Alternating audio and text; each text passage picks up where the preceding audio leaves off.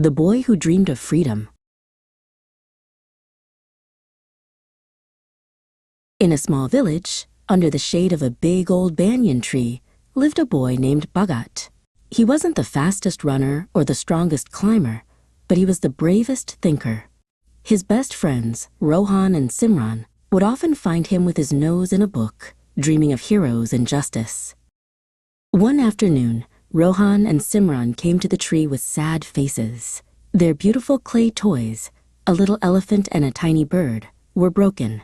Baldev took them and smashed them, Simran whispered, her lip trembling. Bhagat closed his book, his brow furrowed. He didn't get angry. Instead, he stood up tall and walked towards Baldev, who was kicking a stone nearby. Bhagat's footsteps were quiet, but his purpose was strong. Baldev, Bhagat said, his voice calm and clear.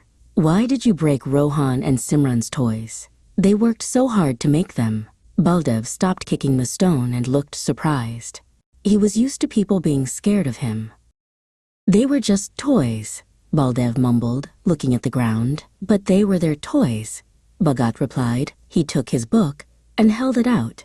In my book, a wise king says that every creation, no matter how small, has a right to be respected. Bhagat's words were like a gentle rain, washing away Baldev's anger. He explained that true strength wasn't about breaking things, but about protecting them. It was about being fair and kind. Baldev looked at the ground, a little ashamed. He reached into his pocket and pulled out the few unbroken pieces of the toys. I'm sorry, he said, his voice quiet. He handed the pieces to Bhagat. Bhagat smiled. He and his friends sat down and began to carefully piece the toys back together. It wasn't perfect, but it was a start. As they worked, Bhagat told them about his biggest dream.